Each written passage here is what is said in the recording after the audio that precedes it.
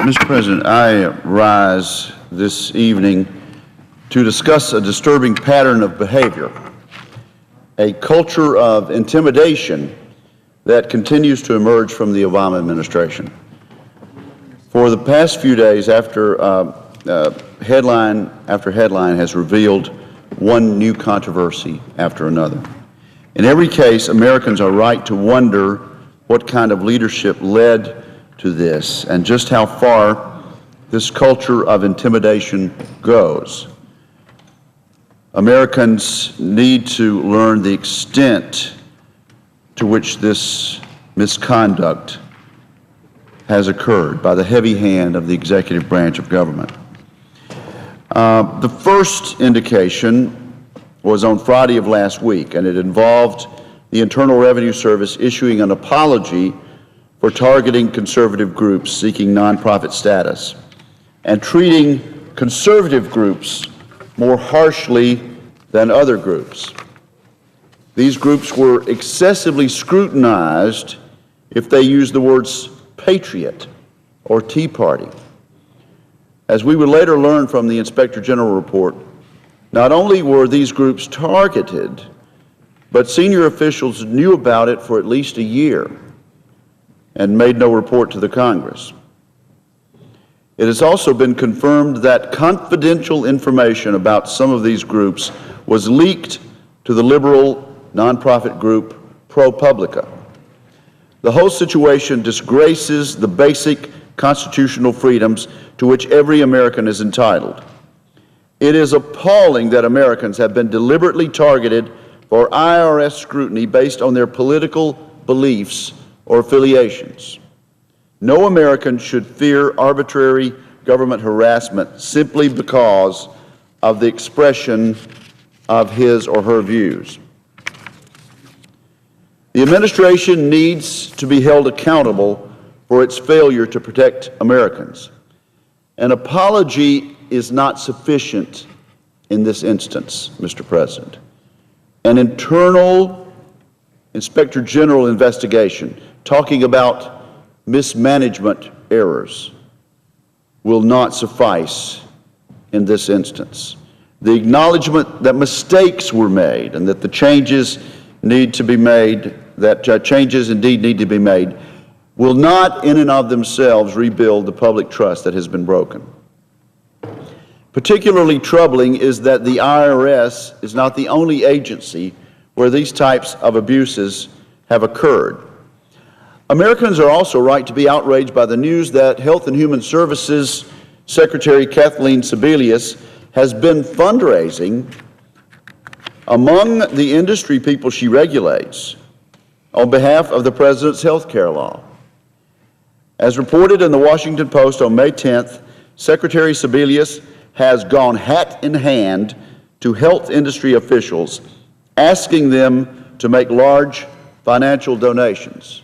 Presumably, these donations are being collected in order to pay for an advertising campaign in the media, including television.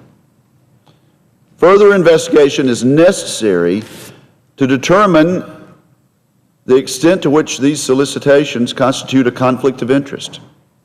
It's curious that the Secretary of Health and Human Services is seeking support from the health industry now when these affected parties were largely ignored or in many cases intimidated during the debate on the President's health care law.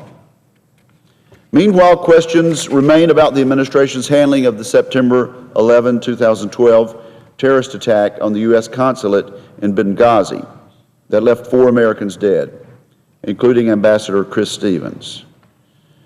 During his recent news conference, the President tried to deflect serious concerns about altered talking points by calling it a political sideshow. I don't think the American people are going to be convinced that it's a sideshow. The real sideshow is the President's attempt to distract from an unraveling narrative that began with the administration's wrongly casting blame on an inflammatory YouTube video. Subsequent testimony from State Department whistleblowers who came forward despite administration pressure, has only expanded the controversy surrounding the administration's apparent misrepresentation of the terrorist attack to the American people. Let's not forget that it was President Obama who promised after he took office that his administration would be the most open and transparent in history. It is increasingly clear that the president's rhetoric does not match this reality. Whether these scandals continue to make mainstream news, our questions and inquiries will not stop until we get answers. The administration's conflicting storylines and blame game are inexcusable in the wake of serious allegations.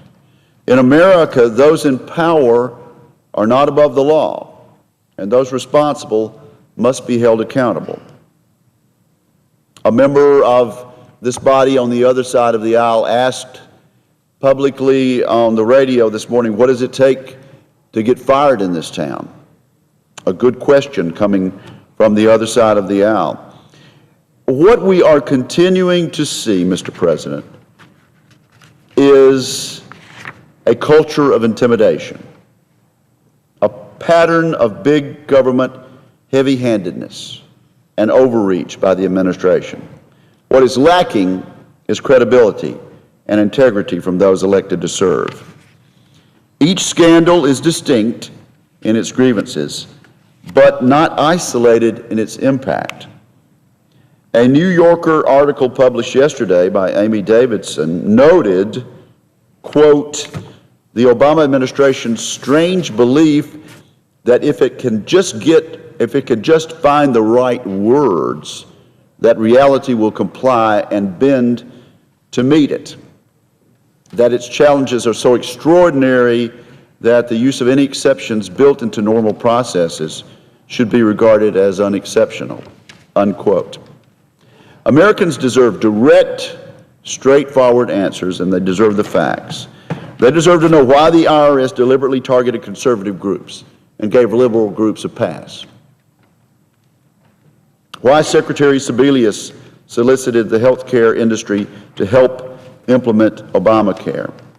And why the administration downplayed the atrocities in Benghazi and pressured fact witnesses to stay silent.